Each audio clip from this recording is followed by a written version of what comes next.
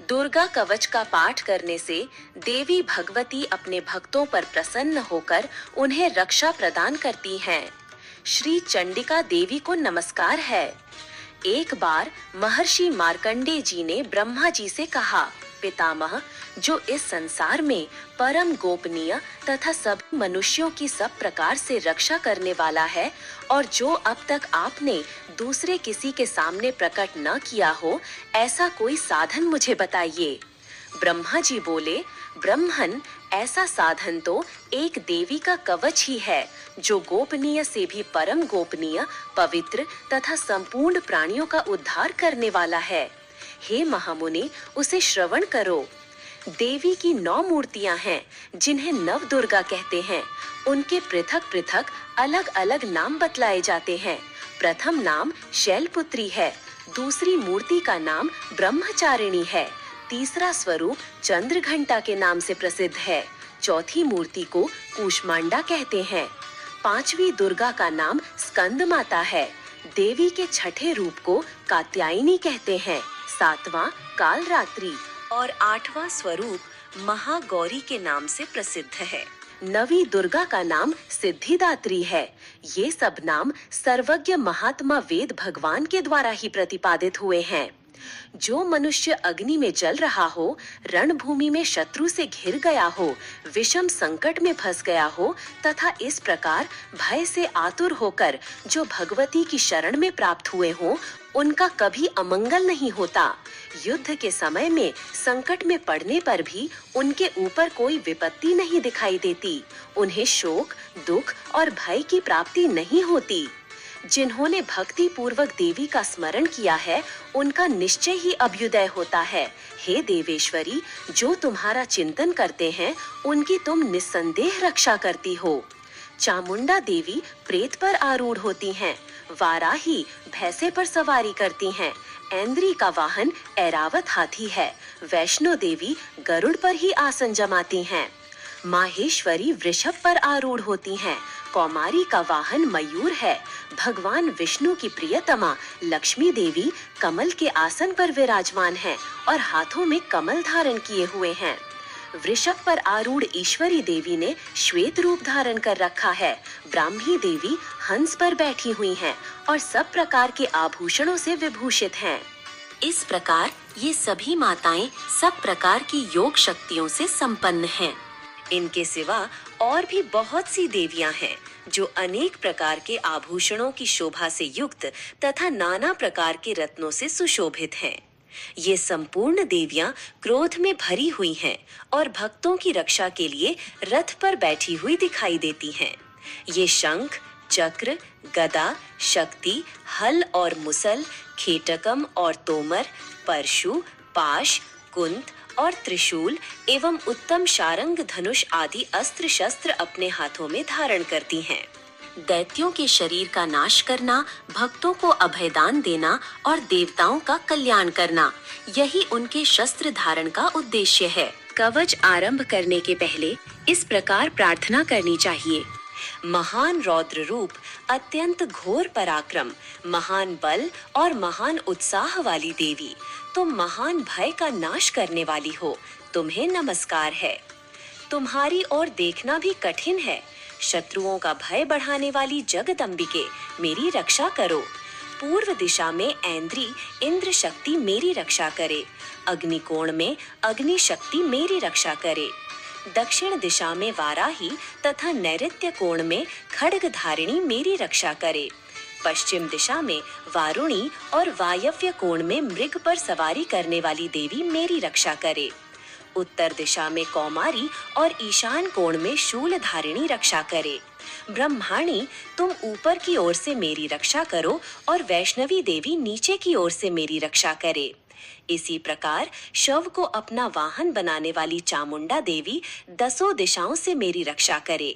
जया आगे से और विजया पीछे की ओर से रक्षा करे। वाम भाग में अजिता और दक्षिण भाग में अपराजिता रक्षा करें। उघोतिनी शिखा की रक्षा करे। उमा मेरे मस्तक पर विराजमान होकर रक्षा करे। ललाट में मालाधारी रक्षा करे और यशस्विनी मेरी भौहों का संरक्षण करे। भौहों के मध्य भाग में त्रिनेत्रा और नथुनों की यम घंटा देवी रक्षा करे। दोनों नेत्रों के मध्य भाग में शंखिनी और कानों में द्वार वासिनी रक्षा करे। कालिका देवी कपोलों की तथा भगवती शांकरी कानों के मूल की रक्षा करे। नासिका में सुगंधा और ऊपर के होठ में चर्चिका देवी रक्षा करें। नीचे के होठ में अमृत कला तथा जिह्वा में सरस्वती देवी रक्षा करें। कौमारी दांतों की और चंडिका कंठ प्रदेश की रक्षा करे। चित्र घंटा गले की घाटी की और महामाया तालु में रहकर रक्षा करे। कामाक्षी ठोड़ी की और सर्वमंगला मेरी वाणी की रक्षा करे। भद्रकाली ग्रीवा में और धनुर्धरी पृष्ठवंश मेरुदंड में रहकर रक्षा करे। कंठ के बाहरी भाग में नील ग्रीवा और कंठ की नली में नल कुबरी रक्षा करें। दोनों कंधों में खड्गिनी और मेरी दोनों भुजाओं की वज्रधारिणी रक्षा करें। दोनों हाथों में दंडिनी और अंगुलियों में अंबिका रक्षा करे। शूलेश्वरी नखों की रक्षा करे। कुलेश्वरी कुक्षी पेट में रहकर रक्षा करे। महादेवी दोनों स्तनों की और शोक विनाशिनी देवी मन की रक्षा करे। ललिता देवी हृदय में और शूल धारिणी उदर में रहकर रक्षा करे। नाभि में कामिनी और गुह्य भाग की गुह्येश्वरी रक्षा करे। पूतना और कामिका लिंग की और महिषावाहिनी गुदा की रक्षा करे। भगवती कटी भाग में और विंध्यवासिनी घुटनों की रक्षा करे। संपूर्ण कामनाओं को देने वाली महाबला देवी दोनों पिंडलियों की रक्षा करे। नारसिंही दोनों घुटियों की और तेजसी देवी दोनों चरणों के पृष्ठ भाग की रक्षा करे। श्री देवी पैरों की अंगुलियों में और तलवासिनी पैरों के तलवों में रहकर रक्षा करे। अपनी दाढ़ों के कारण भयंकर दिखने वाली दंष्ट्रा कराली देवी नखों की और ऊर्ध्व केशिनी देवी केशों की रक्षा करे। रोमावलियों के छिद्रों में कौबेरी और त्वचा की वागीश्वरी देवी रक्षा करे। पार्वती देवी रक्त मज्जा वसा मांस हड्डी और मेद की रक्षा करे। आंतों की काल रात्रि और पित्त की मुकुटेश्वरी रक्षा करे। मूलाधार आदि कमल कोशों में पद्मावती देवी और कफ में चूड़ामणि देवी स्थित होकर रक्षा करे। नख के तेज की ज्वालामुखी रक्षा करे। जिसका किसी भी अस्त्र से भेदन नहीं हो सकता, वह अभेद्य देवी शरीर की समस्त संधियों में रहकर रक्षा करे। ब्रह्माणी आप मेरे वीर्य की रक्षा करे। छत्रेश्वरी छाया की तथा धर्मधारिणी देवी मेरे अहंकार मन और बुद्धि की रक्षा करे। हाथ में वज्र धारण करने वाली वज्रहस्ता देवी मेरे प्राण अपान व्यान उदान और समान वायु की रक्षा करे। कल्याण से शोभित होने वाली भगवती कल्याण शोभना मेरे प्राण की रक्षा करे। रस रूप गंध शब्द और स्पर्श इन विषयों का अनुभव करते समय योगिनी देवी रक्षा करे तथा सत्वगुण रजोगुण और तमोगुण की रक्षा सदा नारायणी देवी करे। वाराही आयु की रक्षा करे। वैष्णवी धर्म की रक्षा करे तथा चक्रिणी देवी यश कीर्ति लक्ष्मी धन तथा विद्या की रक्षा करे। इंद्राणी आप मेरे गोत्र की रक्षा करो। चंडिके तुम मेरे पशुओं की रक्षा करो। महालक्ष्मी पुत्रों की रक्षा करे और भैरवी पत्नी की रक्षा करे। मेरे पथ की सुपथा और मार्ग की क्षेमकरी रक्षा करे। राजा के दरबार में महालक्ष्मी रक्षा करे तथा सब ओर व्याप्त रहने वाली विजय देवी संपूर्ण भयों से रक्षा करे। देवी जो स्थान कवच में नहीं कहा गया है अथवा रक्षा से रहित है, वह सब तुम्हारे द्वारा सुरक्षित हो, क्योंकि तुम विजयशालिनी और पाप नाशिनी हो। यदि अपने शरीर का भला चाहे तो मनुष्य बिना कवच के कहीं एक पग भी न जाए। कवच का पाठ करके ही यात्रा करे। कवच के द्वारा सब ओर से सुरक्षित मनुष्य जहाँ जहाँ भी जाता है वहाँ वहाँ उसे धन लाभ होता है तथा संपूर्ण कामनाओं की सिद्धि करने वाली विजय की प्राप्ति होती है। वह जिस जिस अभीष्ट वस्तु का चिंतन करता है उसको निश्चय ही प्राप्त कर लेता है। वह पुरुष इस पृथ्वी पर तुलना रहित महान ऐश्वर्य का भागी होता है।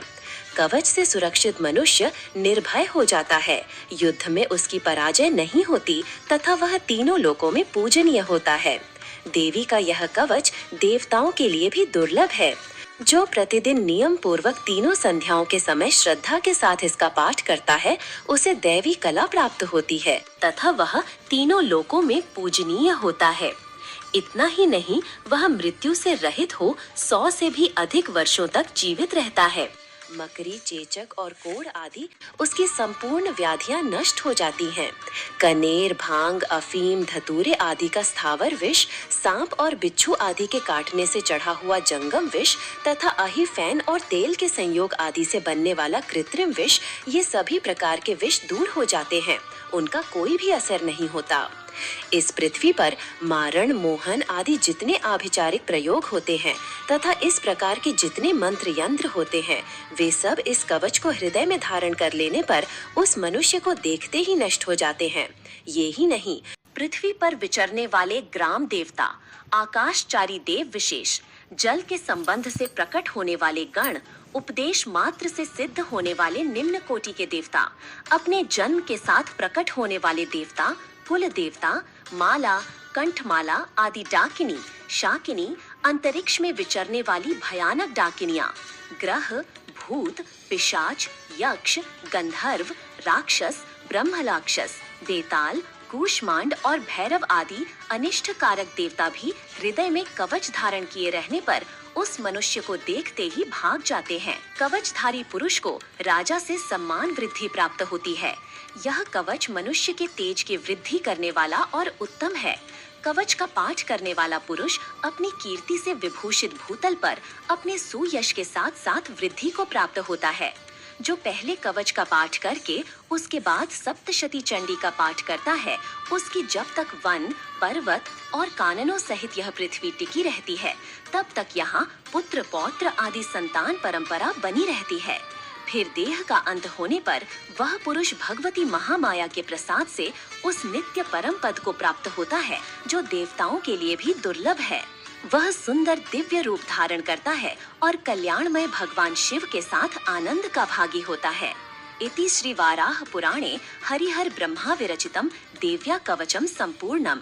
यह कवच देवी महात्म्य यानी दुर्गा सप्तशती का महत्वपूर्ण भाग है और इसका उल्लेख मार्कंडेय पुराण में मिलता है।